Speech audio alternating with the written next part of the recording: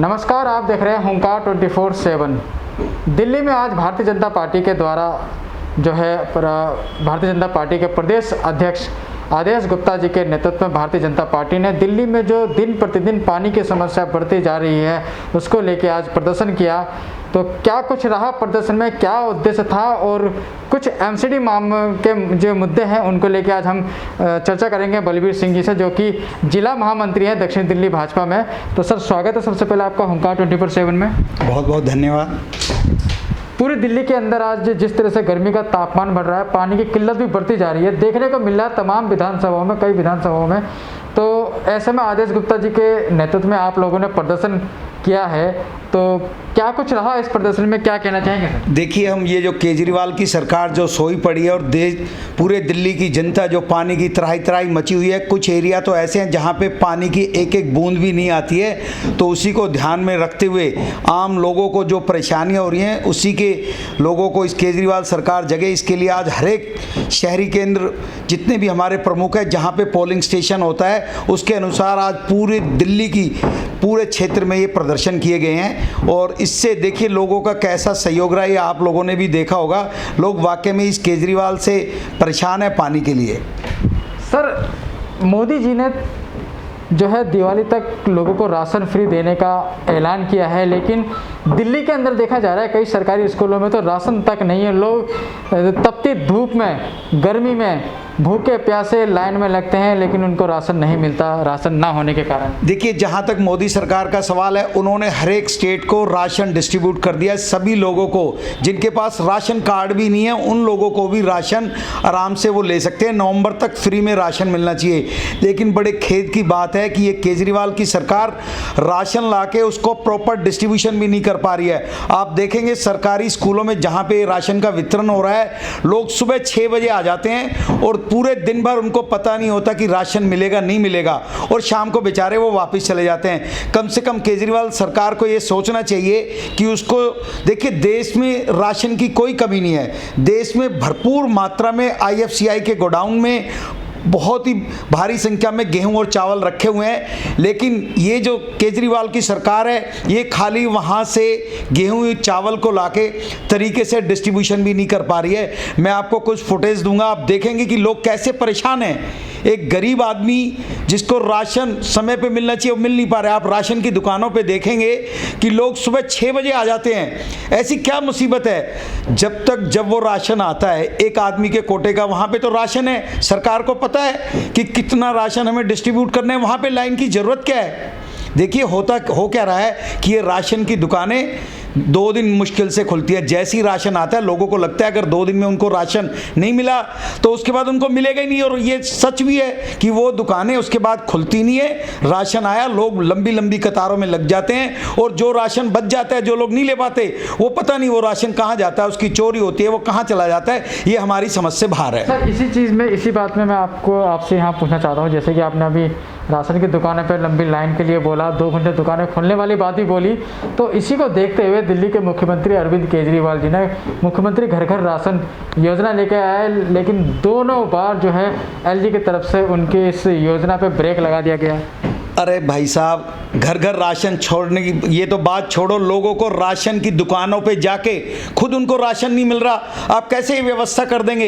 ये तो सिर्फ और सिर्फ एक राजनीति करना चाहते हैं। अभी तो लोगों को फिर भी कुछ राशन मिल रहा है, फिर तो क्या होगा, इनके जो कार्यकर्ता हैं वही राशन को खा जाएंगे, किसी को नहीं मिलने वाला। आज देखिए डोर स्टेप सर्विसेज हैं, आप फ़ोन करिए कि घर बैठे सर्विसेज मिलेंगी, आप फ़ोन करिए, मैं आपको दिखाता हूँ कि जो डोर स्टेप घर पे जो सर्विस मिलनी चाहिए उसके लिए आप फ़ोन तो कर देंगे, लेकिन जैसे ही कोई इनका कार्यकर्ता या सिविल डिफेंस के लोग घर आते हैं वो आपसे पैसे मांगेंगे। जब तक आप पैसे नहीं देंगे आपको कोई डोर स्टेप सर्विस नहीं मिलने वाली। तो ये तो एक करप्शन का बहुत ही बड़ा मुद्दा था, और हम तो बधाई देते हैं एलजी साहब को कि उन्होंने इस स्कीम को रोका, नहीं तो दिल्ली में करप्शन की पहले ही सारी हदें पार हैं, और रही की कसर भी ये पूरी होती, लोग भूखे मरते, और या फिर लोगों को पैसे देके उनका जो फ्री का गरीबों को जो राशन की दुकानों से राशन मिल भी जाता है वो भी नहीं मिल पाता। दिल्ली नगर निगम चुनाव का समय जैसे जैसे नज़दीक आता जा रहा है, आम आदमी पार्टी कहीं ना कहीं भारतीय जनता पार्टी के ऊपर भ्रष्टाचार के आरोप लगाती है, बताती है कि एमसीडी के द्वारा कोई काम दिल्ली के अंदर नहीं हुआ है। क्या कहेंगे सर? देखिए, दिल्ली के अंदर कौन सा काम नहीं हुआ, ये देखिए आप। जहाँ तक एमसीडी का सवाल है, ये केजरीवाल की फ्रस्ट्रेशन है। 15 साल से केजरीवाल ने पिछले चुनाव में भी पूरा जोर लगाया था। वो ये सोचता था कि तूने 67 सीटें जीत ली हैं तो मेरा ही अधिकार होना चाहिए, लेकिन दिल्ली की जनता अच्छी तरह जानती है कि किस लेवल पे किसको वोट करना है। देखिए, आप किसी भी वार्ड में चला जाइए, ये एमसीडी की संभालने की बात करता है। मैं आपको देवली विधानसभा के अंदर वार्ड दिखाता हूं जहां पे इनके निगम पार्षद हैं, इन्हीं का एमएलए है, लेकिन ये करते क्या हैं? आप देखिए, कूड़ों के अंबार पड़े हुए हैं, कोई नालियां नहीं बनी हुई हैं, कोई सुविधा नहीं है। और फिर ये बात करते हैं, मैं देवली विधानसभा की बात करूं, नालियों को खोद के, सड़कों को खोद के ऐसे डाला हुआ है, 2-2, 3-3 महीने तक काम नहीं होता। पिछले 3 साल से जो 3 रोड संगम विहार के अंदर आते हैं आज तक नहीं बने, और कहीं गलती से इनको एक जैसे ये फ्रस्ट्रेट हो रहे हैं, ये भ्रष्टाचार के आरोप, खुद इतने बड़े भ्रष्टाचारी हैं। आप देखिए, इन्होंने बड़े बड़े वायदे किए थे, हम इतने स्कूल बनवा देंगे, हम नलों से जब 2015 में इनकी सरकार बनी थी तो इन्होंने कहा था कि 2017 तक हर एक दिल्ली की हर कॉलोनी में नल से जल मिल जाएगा, लेकिन कहाँ गया वो वायदा? आज तक दिल्ली में जितनी अनऑथराइज कॉलोनी है, मुश्किल से 15 से 20% में पाइपलाइन का काम पूरा हुआ है, और पानी आने का तो सवाल ही नहीं है। ये हमें बताए ना, दिल्ली में जब इनकी सरकार आई थी, दिल्ली को 10 MGD पानी यहाँ ओखला में जो प्लांट है वहाँ से सप्लाई होता था अपना दक्षिणी दिल्ली में। आज तक इसने जब से दिल्ली में आया है, बताए ना कितना इसने MGD पानी एक्स्ट्रा दिया है। आज उसी का कारण है कि हमें प्रदर्शन करना पड़ा। पीछे हम लोगों ने बताया था, इन्होंने 27,000 करोड़ रुपए जल बोर्ड को दिए हैं। कहाँ गए वो 27,000 करोड़ रुपए? बहुत बड़ी रकम होती है। अगर वो पैसा ईमानदारी से दिल्ली की जनता के लिए खर्च होता तो आज एक भी घर बिगर पानी के नहीं बच सकता था। लेकिन पैसा कहां जाता है, कैसे करते हैं? और जब इन पे क्वेश्चन उठते हैं तो ये दूसरे लोगों पे आरोप लगाने लगते हैं। और एमसीडी की जहां तक बात है, आप देख रहे हैं, चाहे वैक्सीन लगाने की सुविधा हो, चाहे प्राइमरी डिस्पेंसरी की सुविधा हो, कौन काम आई इस कोरोना काल में? एमसीडी ने ही आगे बढ़कर लोगों में जितने कोरोना पीड़ित थे उनके घर घर जाके अगर उनका वेस्ट जो घर से उठाया वो एमसीडी ने उठाया।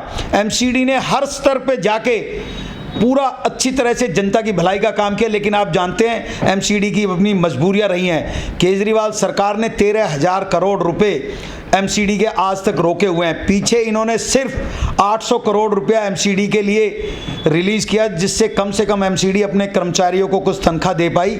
आज भी इस केजरीवाल के कारण ही इसने एमसीडी को ऐसे पंगु बना दिया है। वो क्या कारण है? सिर्फ और सिर्फ राजनीतिक कारण है, और ये उसी के राजनीतिक लाभ उठाने की कोशिश कर रहा है। दक्षिण दिल्ली के सांसद रमेश बिधूड़ी जी, चुनाव का समय नज़दीक आ रहा है, लेकिन रमेश बिधूड़ी जी ही जो है संवाद में लगे व्यस्त हैं। कभी शिक्षक से संवाद करते हैं, कभी टीचरों से संवाद करते हैं, तो कभी डॉक्टरों से संवाद करते हैं। मतलब कभी कभी तो अन्य जो समुदाय हैं, अन्य समाज के लोग हैं, उनसे संवाद करते हैं। देखिए, कोरोना के कारण देश में जो भय का वातावरण पैदा हो गया था, और उसको भी पैदा करने वाले गिने चुने मुख्यमंत्री थे, जिसमें नंबर 1 पे हमारे मुख्यमंत्री केजरीवाल जी थे। अभी हम लोगों से, समाज के हर वर्ग से हम लोग ये संवाद कर रहे हैं कि देखिए कोरोना को किस प्रकार से मोदी जी ने निर्णायक और सटीक समय पे कदम उठा के बड़े बड़े जहाँ पे देश, आप अमेरिका की बात करें, आप ब्राज़ील की बात करें, आप यूरोप के बहुत सारे कंट्रीज़ की बात करें, उनकी पॉपुलेशन बहुत कम है, लेकिन हमारी पॉपुलेशन जो 130 करोड़ है, वहाँ भी किस प्रभावी तरीके से कोरोना की सेकेंड वेव को कंट्रोल किया गया है, ये पूरा विश्व देख रहा है। और विश्व की रेटिंग एजेंसियाँ हैं, मैं आपको बता दूँ, अमेरिका की एक इंडिपेंडेंट न्यूज़ एजेंसी है, उसने बताया गया किसी भी देश ने, इतने गरीब देश ने और इतनी बड़ी पॉपुलेशन होते हुए भी जिस प्रकार से कोरोना की सेकंड वेव को मोदी जी ने हैंडल किया है, वो सबके सामने हम इसी संवाद को लेके आगे बढ़ रहे हैं कि समाज के हर वर्ग को ये पता लगे कि मोदी सरकार, देखिए वैक्सीन के ऊपर राजनीति होने लगी थी, यही राज्य सरकारें कहती थी कि हम वैक्सीन खुद लगाएंगे, लेकिन जब इनसे वो इंतजाम नहीं हुए तो फिर ये उसका आरोप केंद्र सरकार पे लगाने लगे कि केंद्र सरकार को दवाई देनी चाहिए।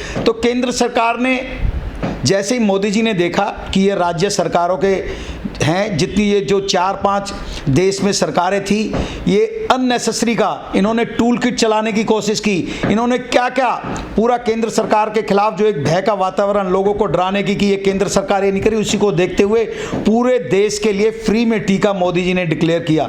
देखिए, छोटी रकम नहीं है, जो राज्य सरकार, जो हेल्थ का जो विषय राज्य सरकारों का विषय, लेकिन मोदी सरकार ने देखते हुए कि लोगों की भलाई के लिए ये निर्णय लिया। और मैं आपको बता दूं, देखिए हमारे यहाँ पे आज की डेट में 36 करोड़ लोगों को टीका लग चुका है। अमेरिका की टोटल पॉपुलेशन 33 करोड़ है, उनका भी अभी तक 70% लोगों को टीका लगा है। और इंडिया में आज 36 करोड़ लोगों को टीका लग चुका है। इसको कहते हैं मैनेजमेंट, इसको कहते हैं कि किस प्रकार लोगों की समस्याओं को दूर किया जा सकता है। बड़े बड़े देश देखिए, फ्रांस की पॉपुलेशन 6 करोड़ है, ब्रिटेन की पॉपुलेशन 6.5 करोड़ है, कनाडा की पॉपुलेशन 3.25 करोड़ है। ये छोटे छोटे देश हैं और मोदी जी ने निर्णय लिया है कि कोई भय का वातावरण नहीं है। आने वाले अगले 6 महीने के अंदर दिसंबर तक पूरे देश में हर एक आदमी को टीका लग जाएगा। और मैं एक और बात आपको बता दूं कि ये मोदी जी का ही निर्णायक डिसीजन था कि उन्होंने, देखिए सारे नेता जब घरों में घुसे हुए थे, जब पहली वेव आई थी, मोदी जी ने एक एक फैक्ट्रियों में घूम के किस प्रकार अपने यहाँ टीके का उत्पादन को स्टार्ट कराया। और एक और चीज़, इससे पहले किस प्रकार की महामारी 1920 में, जिसको स्पेनिश फ्लू कहते हैं, बड़ी माता कहते हैं हमारे यहाँ लोकल, ये आई थी। उस समय पे 5 करोड़ लोगों की मौतें हुई थी। और स्पेनिश फ्लू का टीका इंडिया में आने पे 1920 में बीमारी आई थी, लेकिन 1940 के बाद भारतवर्ष को वो टीका मिला था। आज जब ये कोरोना की महामारी आई है तो ये वही भारत देश है, लेकिन नेतृत्व अलग दिखता है। और उन्होंने, अगर विदेशों में टीका शुरू हुआ तो भारत में भी उसके साथ शुरू हुआ।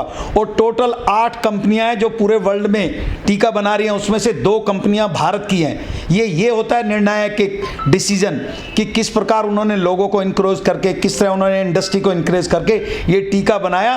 नहीं तो लोग मरते रहते। आज अगर 2021 में हम लोग ये बात कर रहे हैं तो अगर जैसे प्रीवियस गवर्नमेंट्स कंट्रोल करती थी, उनको कोई मतलब नहीं था कि लोग मर रहे हैं, वो तो अपने हाथ खड़ा कर देते हैं। तो उसी का ये मोदी जी का ही निर्णय था। और हम इन्हीं बातों को लेकर रमेश जी हर एक वर्ग के साथ, चाहे वो स्टूडेंट्स हों, बिजनेसमैन हो, ओबीसी कैटेगरी हो, एससी समाज हो, टीचर्स हों, एडवोकेट्स हों, डॉक्टर्स हों, तो हम हर लोगों को बुला के कि इस कोरोना काल में किस प्रकार के डिसीजन लिए।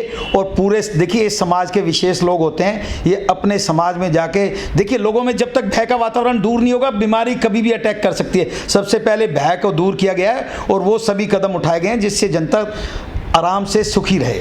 सर, चलते चलते आपसे एक आखिरी सवाल, आज वैक्सीन की अगर बात करी जाए तो वैक्सीन को लेके भी आज लोग असमंजस में पड़े हुए हैं। मोदी सरकार कहती है सबको वैक्सीन, मुफ्त वैक्सीन, एक अभियान आप लोगों ने चलाया है। वहीं दूसरा अभियान केजरीवाल जी ने चलाया है, जहां वोट वहीं वैक्सीन।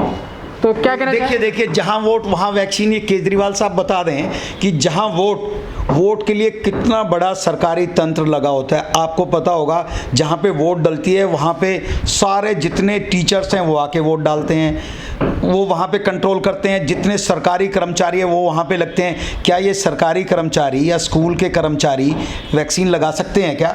ये ऐसी ऐसी घोषणाएं कर देता है। वैक्सीन लगाने के लिए आपको डॉक्टर भी चाहिए, आपको नर्सेज भी चाहिए। क्या ये पॉसिबल है क्या कि जहाँ पे वोट डलती है वहाँ पे इतने डॉक्टर्स क्या इनके पास अवेलेबल है? सरकार ने वैक्सीन अवेलेबल करा दी है, लेकिन अब लगाने का ही सिस्टम नहीं हो पा रहा है। जैसे राशन में लोग डिस्ट्रीब्यूट नहीं कर पा रहे, वैक्सीन में ये लोग प्रत्यारोप कर रहे हैं। और देखिए, पूरी पॉपुलेशन, इंडिया की पॉपुलेशन 130 करोड़ है।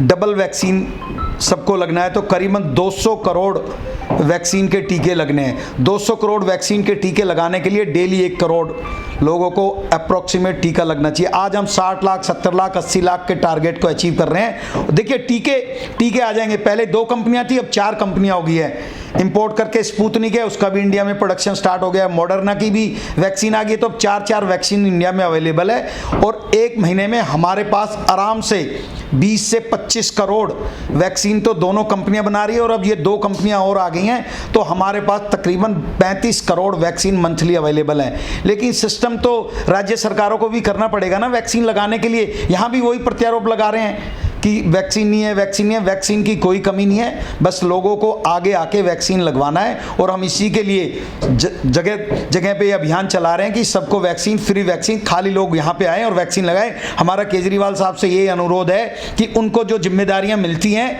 वो उसको अपना निर्वहन करें। अगर अब वैक्सीन मिल रही है तो वो उसको लगाने की पर्याप्त व्यवस्था रखें।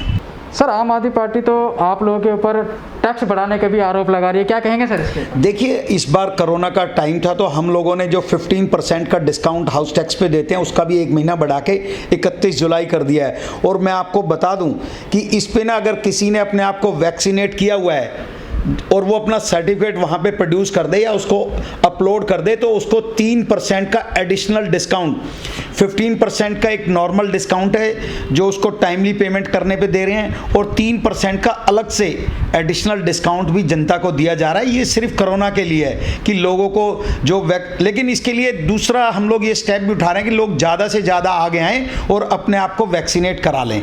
देखिए, इस प्रकार के जब तक हम काम नहीं करेंगे लोग वैक्सीन के लिए आगे नहीं। देखिए, पीछे इन लोगों ने, क्योंकि आप समझते हैं अखिलेश यादव कोई उठा रहा है, हमारे राहुल गांधी जी नहीं वैक्सीन लगा रहे हैं, पीछे जाके वो वैक्सीन लगाते हैं। यही यूपी के जो अखिलेश यादव जी हैं इन्होंने क्या कहा कि हम तो ये वैक्सीन लगाएंगे नहीं, बीजेपी का वैक्सीन है। अब क्यों लगा रहे हैं? अब उनके फादर भी आके वैक्सीन लगा रहे हैं। तो बीजेपी का तो पूरा का पूरा ये हम लोगों को जागरूक कर रहे हैं कि जल्दी से जल्दी आके, और हमारी इन विरोधी पार्टियों को यही हमारी इनसे प्रार्थना है कि लोगों में जो एक भय का वातावरण फैलाते हैं कि वैक्सीन ना लगाएं, कृपया करके इसको ना फैलाएं। लोग सुखी रहें, स्वस्थ रहें, सब आके वैक्सीन लगाएं। और इसके लिए सरकार अपने अपने लेवल पे उनको इंसेंटिव भी दे रही है। जैसा कि मैंने आपको बताया कि एमसीडी ने हाउस टैक्स पे 3% का एडिशनल इंसेंटिव दिया है।